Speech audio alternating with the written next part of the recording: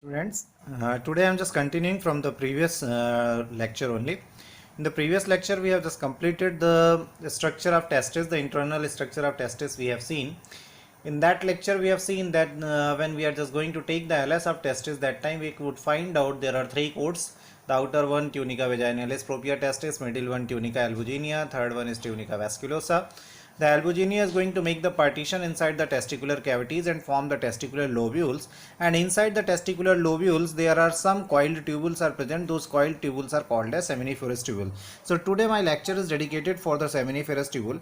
So we are just going to begin with the seminiferous tubule only. The seminiferous tubule means to say the tubular structure. Seminiferous tubules, the tubules which bears the semen. Seminiferous means the tubule which bears the semen. Semen means to say the structure or the fluid which bears the sperm. So this structure is actually considered as the structural and functional unit of the testis. What is the meaning of structural and functional unit of the testis? A structural unit means the complete testis is composed of these units only. If you have remember, in the previous lecture only I have just made it clear. The testis is composed of so many supercoiled tubules. In each and every testicular lobules, 1 to 3 supercoiled tubules were present, and those tubules are called as seminiferous tubule. Means the seminiferous tubule is structurally composed of the seminiferous tubule only. The testis is structurally composed of the seminiferous tubule only. Now this is also considered as the functional unit of the testis. Why this is considered as the functional unit of testis? Because the testis has two important functions. Since the testis is considered as a primary gonad means the primary sexual structure.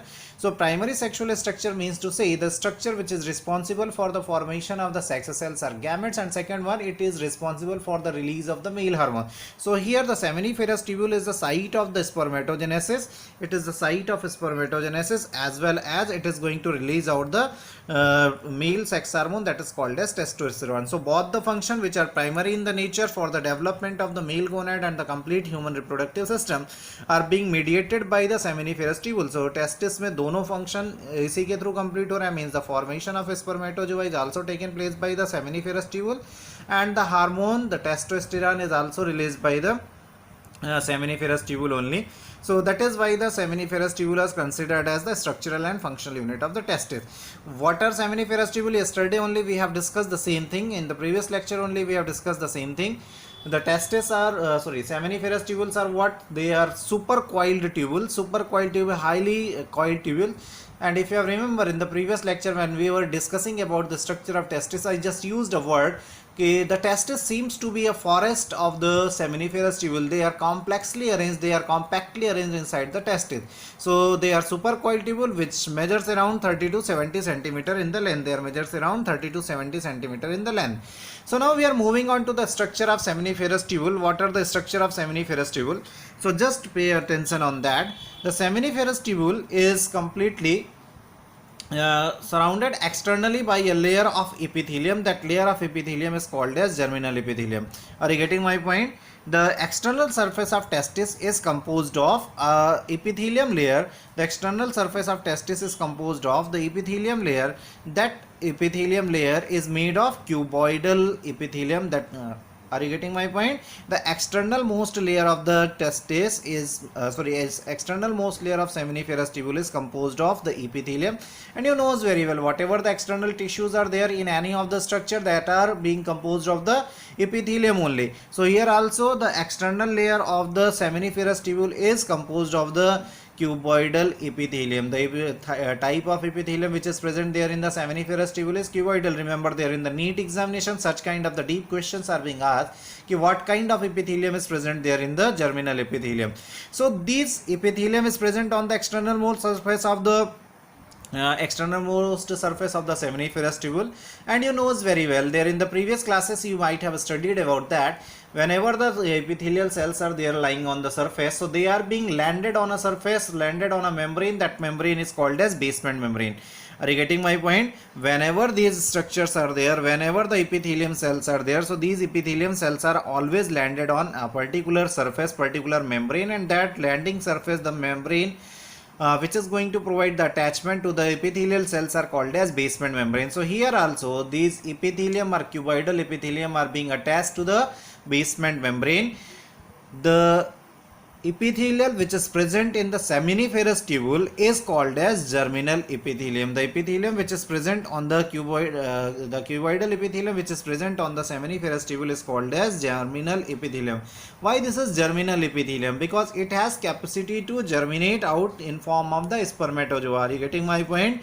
This is called as germinal epithelium. Why, if the question is there, why the cuboidal epithelium on the seminiferous tubule is considered as the germinal epithelium? So remember, it is having capacity to germinate out or give rise or proliferate out in form of the spermatozoa. That is why this is called as the germinal epithelium. Means what? This is what the major structure of the seminiferous tubule, which is having responsibility to produce the sperm or spermatozoa. Now moving on to the inner structure or more deeper structure of the seminiferous tubule. When we discuss about the structure of the germinal epithelium, so we are going to find out, or we are observing, the two different types of the cells are present on the germinal epithelium. Are you getting? When we are moving on to the inner structure or more condensed structure of the germinal epithelium, so we found there are two types of cells present in the germinal epithelium of that. Those two cells are there. The first cell in the germinal epithelium is called as spermatogonia. The first cell in germinal epithelium is called as spermatogonia. The spermatogonia is originated from the cell. That cell is called as primordial germ cell. Important question is there that we'll discuss later on at the time of spermatogenesis also. When we'll discuss the spermatogenesis, that time also we'll discuss the same type of the cell. So the spermatogonia is going to originate, or spermatogonias are originated by the primordial germ cell. What is the meaning of primordial? Primordial, the most primitive, most ancient, most basic cell which is able to germinate in form of the spermatozoa. So these spermatogonias are going to be generated or originated with the help of or from the primordial germ cell. The process is what? The primordial germ cell undergoes in the process of mitosis and meiosis, and they are just going to produce some specified cell.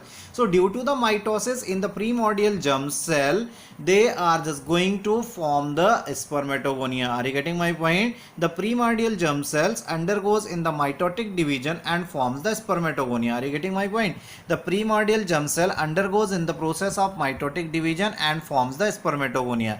This is what a very crucial process. This is what very important process. So you must remember, the primordial germ cell undergoes the normal process of mitotic division and forms the spermatogonia. Thousands of spermatogonias are being produced from the primordial germ cell by the continuous division, and these spermatogonia took over the responsibility to produce the sperms. Are you getting my point? These spermatogonias are took over the responsibility to produce the sperm.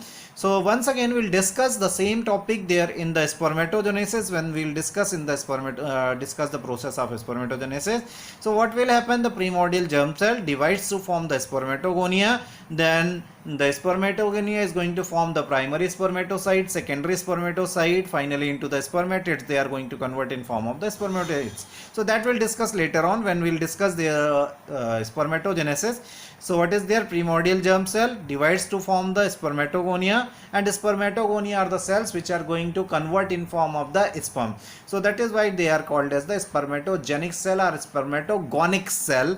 So these spermatogonia later on convert in form of the primary and secondary spermatocyte. Then finally they are just going to form the spermatids. So this is clear. The first type of the cell present in the germinal epithelium is called as spermatogonia, that is originated from the primordial germ cell. The second type of the cell, that is called as Sertoli cell.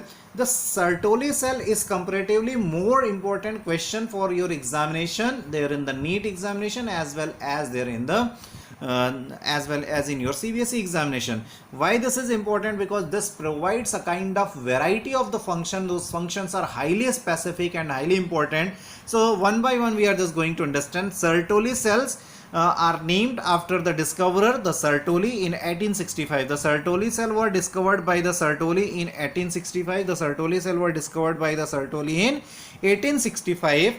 These cells are specified. Remember, each and every point whatever I am discussing here are very important. These points are going to make your complete notes here. So it was discovered by Sertoli in 1865. The Sertoli cells are the cuspid cell. Cuspid cell means to say they are the cusp shaped cells. Cusp shaped cells का मतलब क्या होता है? These cells are having some of the cuspid structure like that. These cells are having So these cells are also known as the nurse cells, subtentacular cells, or supporting cells. These cells are also known as nurse cells, subtentacular cells, and the supporting cell. Why these names are given to them? Nurse cell and subtentacular cells, why they are called as? Because these cells are basically working for providing nutrition for developing or growing sperm. What is the basic function, most important function of the Sertoli cell is to provide the nutrition for the developing or growing or maturing sperm.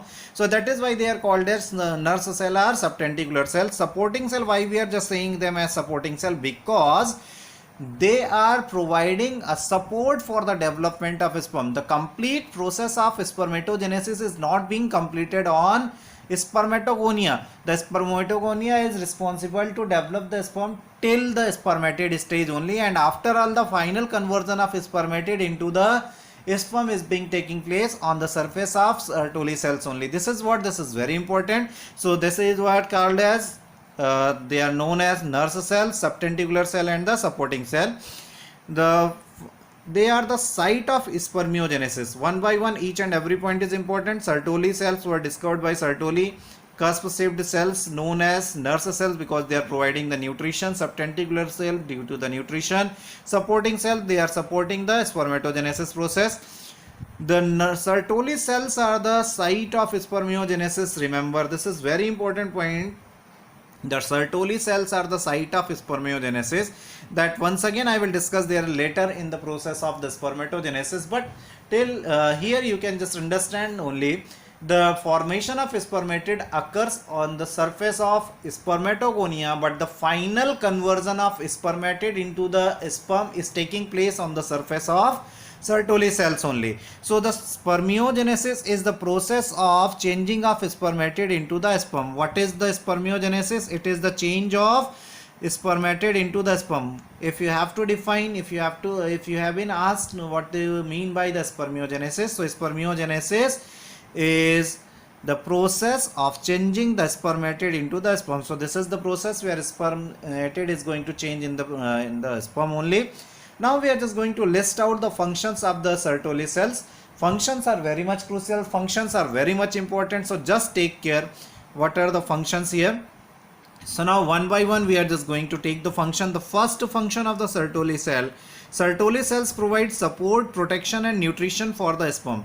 Support, development of a sperm is being supported by the Sertoli cells only. Just now we have seen spermatids attached to the Sertoli cells and they are being converted in form of spermatids attached to the Sertoli cell and they are being converted in form of the sperms. Protection, the attachment and the protection of the sperm from the phagocytosis, and then the nutrition of sperm, they are nurse cells, so that is why they protect, support, and nutrition of the sperm. That is the most important function. Usually whenever one function is asked, if there is if you have to choose the correct option from many of the questions, and many of the function of the Sertoli cell has been listed down there, and if you find there only one option you have to choose, so on that situation the function will be to nurture the developing sperm. The function will be to provide nutrition to the developing sperm. So is it clear? Now next one is phagocytosis of the dead sperm.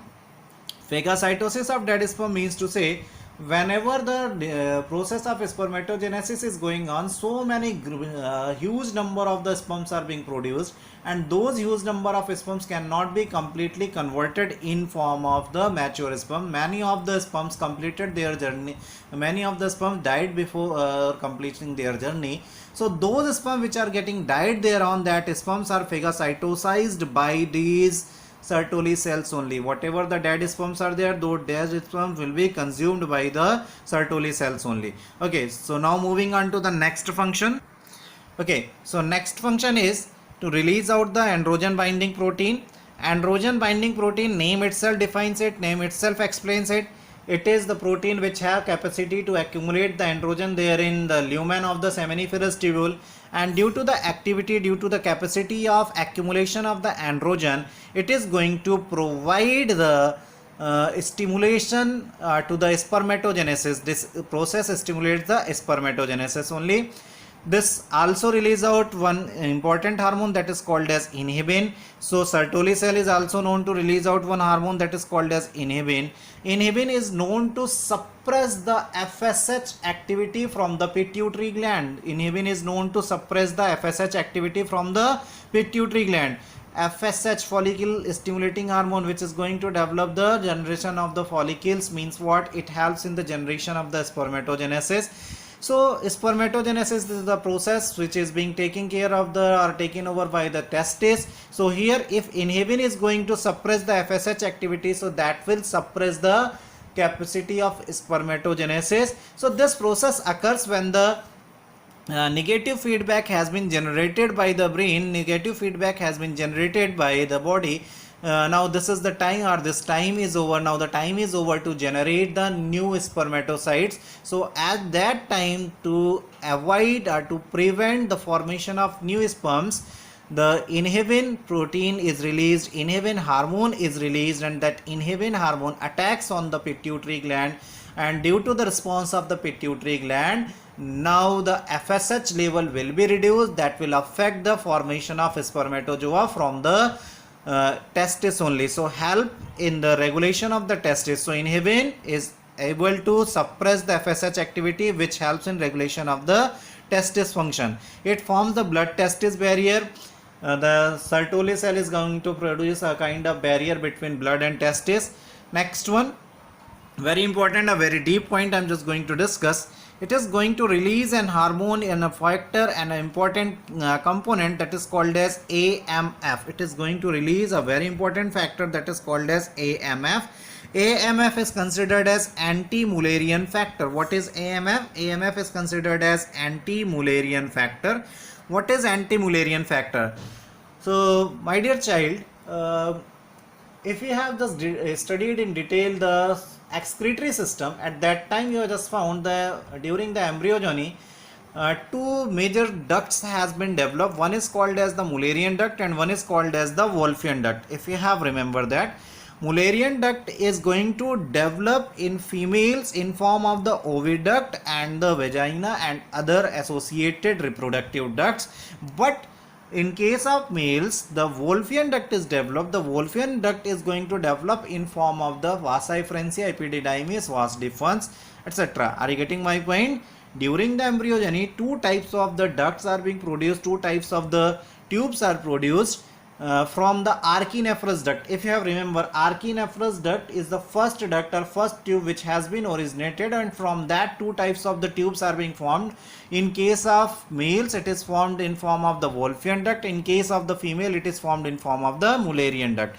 So if Mullerian duct is being produced, so that is going to form the vagina and the oviduct or fallopian tube, and if it is being produced there in the males, then it is going to form the Wolffian duct, and Wolffian duct will convert in form of the vasa efferentia, vasa deferentia and other structures, other associated structure. So the Sertoli cell is going to release out the anti-Mullerian factor. Anti-Mullerian factor means these factors are going to suppress the growth of Mullerian factors, growth of Mullerian duct. So due to the AMF, anti-Mullerian factor only, the males do not have males do not allows the development of Mullerian duct in them. Are you getting my point?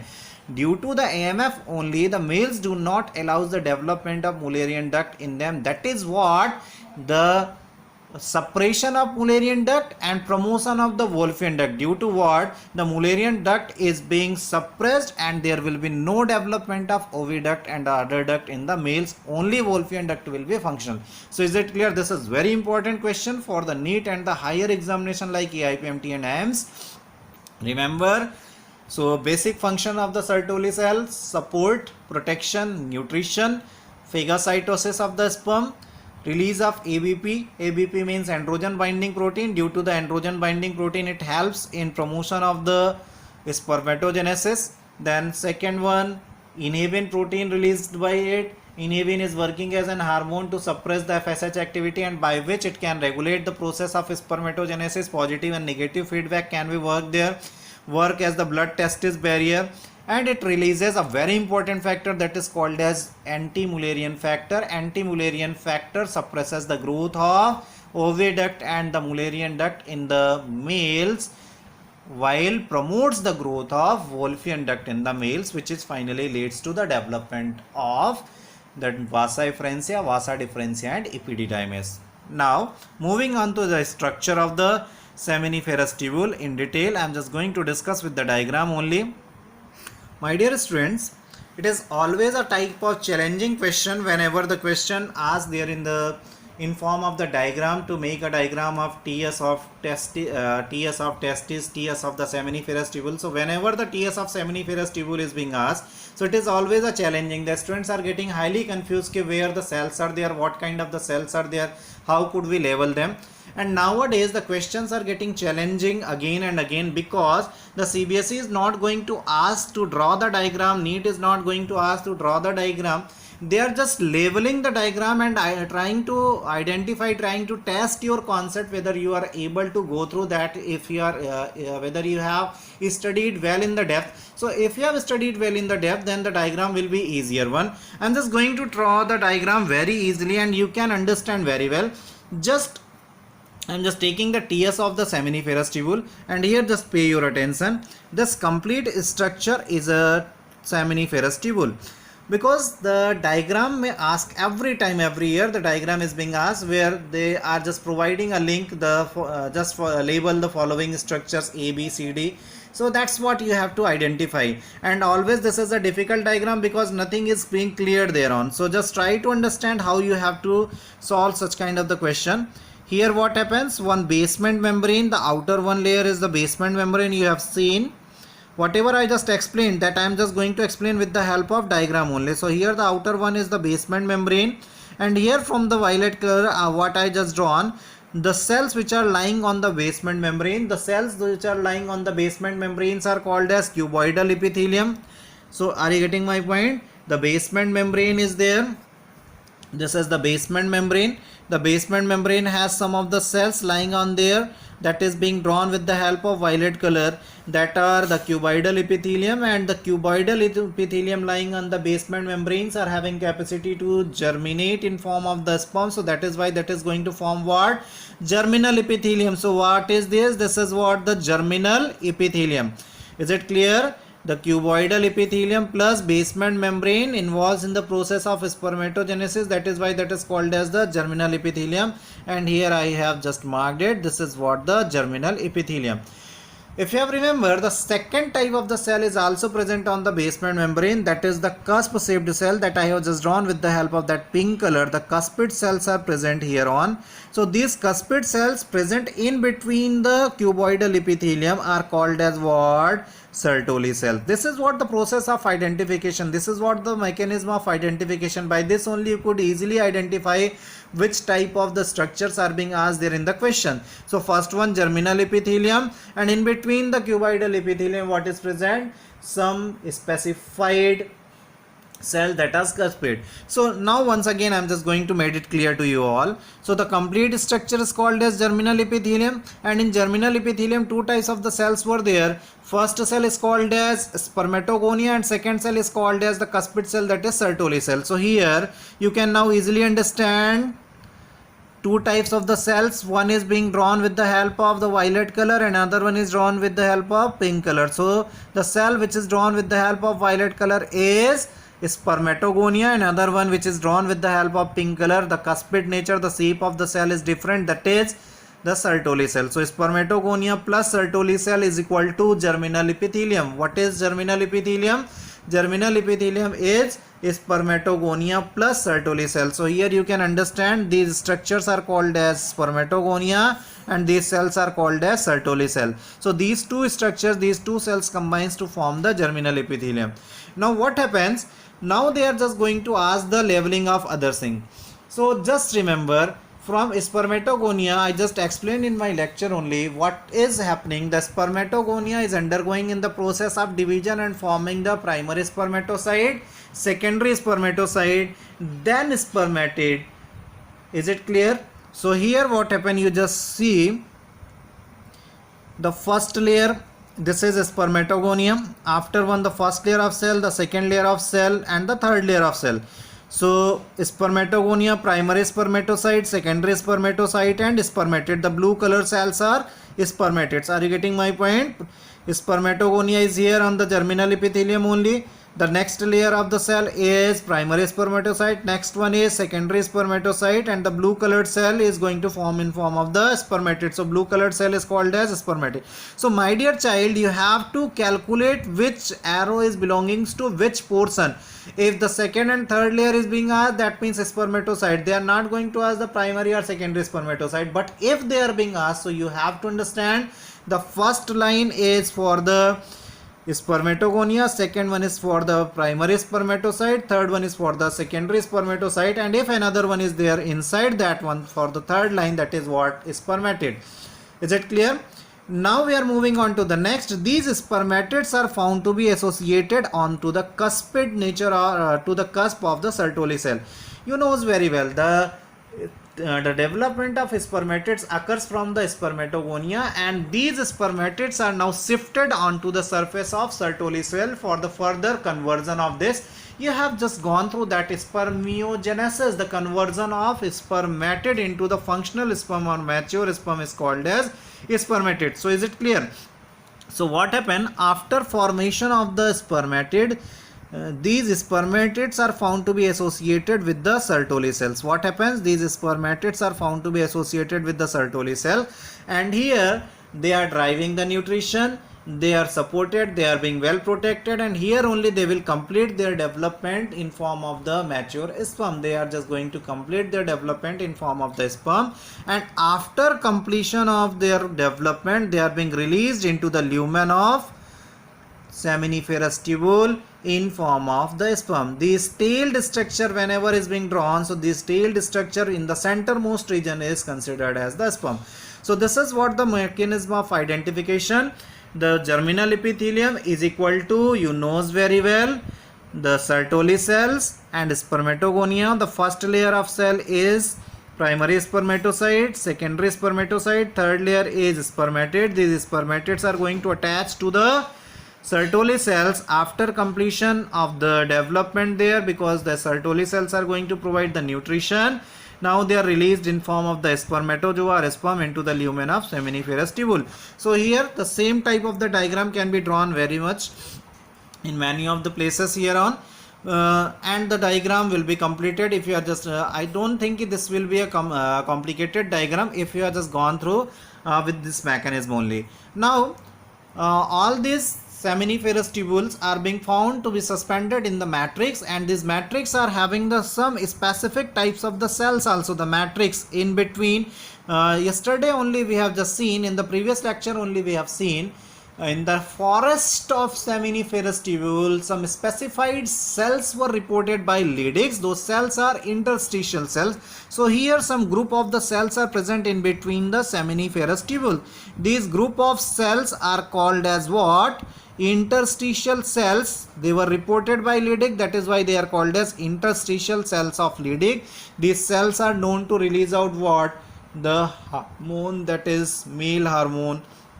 So now I don't think you will have any kind of the problem. So this is what the structure of testis. Now we are moving on to the some specific point regarding the testis. So once again, after formation of the sperm in the lumen of seminiferous tubule, that will come out from the retitestis, will move on to the vasa efferentia, then to the ductus epididymis, finally vasa differentia, urethra, and finally outside of the body through the process of insemination or ejaculation. So this is what the flow of sperm. In the previous lecture only I just discussed you how the movement of sperm occurs inside the testis and to the reproductive system, how it moves out. So that is being asked again and again in the examination, the flow or passage of the sperm transport. So this is what the passage of sperm transport in the testis or male reproductive system. I'm just going to share some important points, some additional points about the testis. One point, that is castration. If note is being shared in every lecture, I just made it clear, if note is there, so that is something unique, something special about that. Castration. What is castration? Castration is the process of surgical removal of testis. Somewhere it is in practice to remove out the testis surgically for the particular purpose. For the particular purpose, we will understand what are the particular purpose.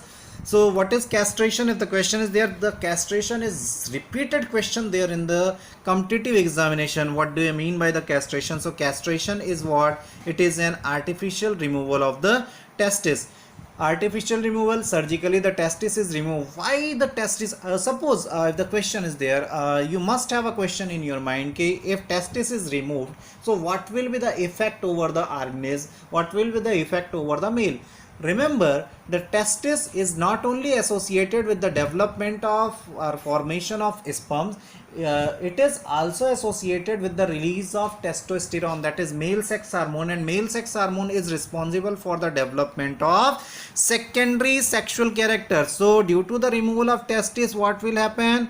The level of testosterone is either very reduced or the testosterone will get absent therein.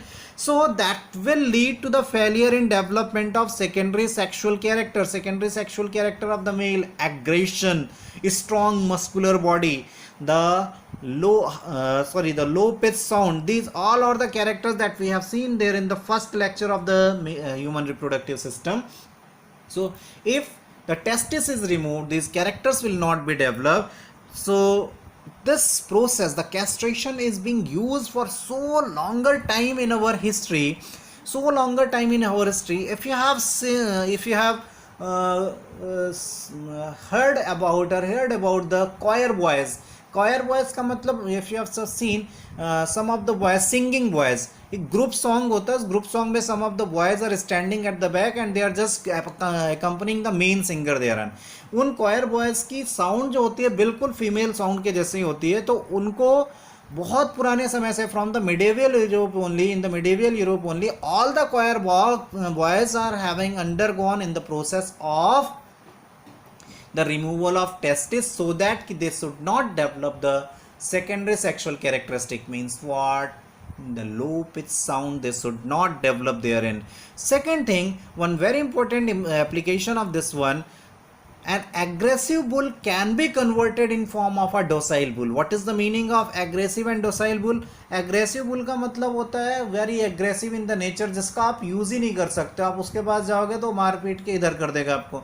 And docile bull means that can be used or handled very easily. So aggressive bull is not useful in the farming practices. So what can be done? These aggressive bulls can undergo in the process of the castration so that they cannot develop the aggressive behavior due to the less level of the testosterone. And now these aggressive bulls are being converted in form of the docile bull, and these docile bulls are very big, being used there in the farming practices. And even though in the process of sex changes also the castration process is being applied. Now moving on to the next, archaeopexy. Archaeopexy, sometime what happened, testis is not able to descend down normally there into the scrotal sac, because if the testis is not able to move downside into the scrotal sac, so what will happen? The formation of gamete will occur, or it will not occur. If formation of gamete will occur, then the maturation of gamete will not occur due to the temperature variation. The temperature demanded for the maturation of gamete is comparatively lesser than the body temperature. So that is why sometime it is required that the testis should be forcefully descend down into the abdominal cavity. So surgical descending down of the testis into the surgical descending down of the testis into the scrotal sac is called as archaeopexy. Are you getting my point? What is archaeopexy? Archaeopexy is the process of surgically descending the testis into the scrotal sac, and that process has to be completed till the childhood only. That process should not be waited till the adulthood. That can be completed into the childhood only. So I think now testis, seminiferous tubule, everything is clear to you all. We are moving on to the next structure of the human reproductive system. So students, after the completion of the structure of testis, if you have remember, just now we have discussed the testis, seminiferous tubules combines to form the rete testis, then rete testis combines to form the vasa efferentia, then vasa differentia, epididymis, whatever the structures are there. So now we are moving on to those structures, Now all these structures are only working for the storage, maintenance and transportation of the sperm. These structures are now nowhere associated with the production of the spermatozoa. So the first structure which is being formed afterward the fusion of the retitestis, that is vasa efferentia. Vasa vessels, efferentia which carries away the sperm from the testis, called as vasa efferentia. So that is formed by the fusion of the retitestis. How this vasa efferentia is formed? It is formed by the fusion of the retitestis. 15 to 20 fine convoluted tubules are being formed. Those are called as vasa efferentia. So from the fusion of retitestis, around 15 to 20 fine convoluted tubules are being formed. Those tubules are called as vasa efferentia, that we have already seen during the passage of sperm transport. During the structure of testis, the retitestis combines to form highly coiled structure. Those coiled structures are called as the vasa efferentia. These vasa efferentia only helps in carrying the sperm away from the seminiferous tubule and moving the sperm toward the next structures, so that the sperm movement can be there. One additional point I am just going to add here in the vasa efferentia. At the some of the places in the vasa efferentia, these are ciliated. Are you getting my point? Some of the places in the vasa efferentia, they are ciliated. Ciliated means to say the vasa efferentia is having cilia present at some of the places. These cilia are very important. You can understand well. The cilia are helpful in transportation or movement of the sperm. By swaying or by waving of these cilia, the sperms can easily locomote, easily move, can move fasterly into the vasa efferentia. So now this is over. The retitestis combines to form some highly convoluted tubules, highly coiled tubules called as vasa efferentia. With the help of cilia, they are helping or aiding in the process of sperm transport. Now moving on to the next, that is called as epididymis. And remember only that process we have seen, the sperm transport, retitestis, vasa efferentia. Now vasa efferentia has to convert in form of epididymis. So here what happens? The vasa efferentia is going to form the epididymis. So epididymis will receive the sperm from the vasa efferentia. So here what I just started with, the epididymis is known to receive the sperm from the vasa efferentia. What are epididymis? Epididymis are the narrow, irregular, highly convoluted tubules found on the lower surface of the testis. Are you getting my point? They are narrow, irregularly coiled, highly coiled tubules found on the lower surface of the seminiferous tubule. Sorry, not on testis, on the lower surface of the seminiferous tubule. So they are being produced by the combination, or we can say the epididymis are being produced by the combination of the vasa efferentia. So they are receiving the sperm from the vasa efferentia. This is around 6 centimeter long structure. From where do it originates? Just before some time I have just explained you, the epididymis is originated from the Wolffian duct of embryo. If you have remember, just before some time when we are discussing about the functions of the Sertoli cell, AMF we have discussed. So AMF will suppress the development of Mullerian duct and increase the development or stimulate the development of Wolffian duct, and Wolffian duct will give rise the epididymis, vasa deferens and other male reproductive ducts or male reproductive tubes. So here Wolffian duct is known to generate the epididymis. What is the function? This is very important. What is the function of epididymis? Epididymis is the site of functional maturation of sperm. Till now the sperm is structurally mature. It has been taken the complete structural framework. It has structurally completed its development, but it is not being developed functionally. It is not able to perform the process of fertilization. So in the epididymis only the sperms are getting functionally maturated. So always the questions for so many time has been asked, what is the function of epididymis, or where do the sperms get functionally mature? So sperms get functionally mature there in the epididymis. Now moving on to the more depth of the content, the epididymis is structurally divided into three parts. The first part of epididymis is called as caput epididymis. Epididymis is divided into three parts structurally. The first part is called as caput epididymis. Caput epididymis is also known as globus major. This is the first part and highly coiled. Nothing special there. Kappa epididymis is the first part and highly coiled, called as globus major. It receives the sperms from the vasa efferentia. Very easy. It receives the sperm from the vasa efferentia. The middle one is called as carpus epididymis or globus normal. First one Kappa epididymis, anterior one are the first part. The middle part is called as corpus epididymis or called as globus normal. It is the middle part and it will store the sperm for the short time period, the temporary storage of the sperm. Finally, the third one is cauda epididymis. Cauda epididymis is the posterior most region of the epididymis and called as the globus minor. Are you getting my point? This is posterior most region and called as globus minor. This is known for the maintenance, maturation of sperm and temporary storage of the sperm. The globus minor or cauda epididymis is known for the temporary storage, maturation and maintenance of the sperm. And what is the meaning of temporary storage? How long the sperm can be stored there in the globus minor or the epididymis? So they are being stored till 1 month. At least for 1 month the sperm can be stored there inside the cauda epididymis. Are you getting my point? What is the meaning? What is the time period for the storage of sperm therein? Around 1 month they can be stored herein. So is it clear to you all? Epididymis is what? Epididymis is a tube-like structure which is being receiving the sperm from the vasa efferentia. What is the importance of them? They are being known to store the sperms and maturation of the sperm. Functionally the sperms are getting matured functionally into the vasa epididymis only. It is divided into 3 parts: caput epididymis, corpus epididymis, cauda epididymis.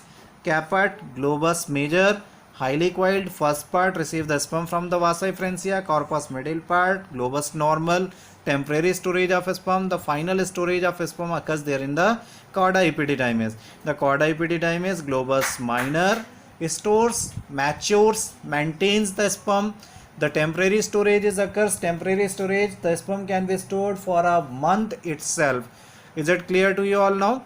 Now moving on to the last concept of the day. Note is there means what? Once again, it is very important. Somewhere the testis and epididymis combines. Are you getting my point? Somewhere testis and epididymis combines. So whenever the question is there, testis and epididymis combines to form which structure? So these structures are being combines to form the testicles. Testicle is what? Testicle is equal to testis plus epididymis. Testicle is the structure which is formed by the combination of testis and epididymis. Is it clear to you all? Now my dear child, for today it is enough. Now I am just completing my lecture for today. Tomorrow we will continue for the vas differentia and other human reproductive system structures. Just be ready for the next lecture. I am requesting once again, if you just like the video, just press the like button, subscribe my channel so that you could get updated videos every time. And if you have any queries related to the question, related to the video, any questions related to the concept, you can just ask in the comment box. I will just answer you there only. So thank you.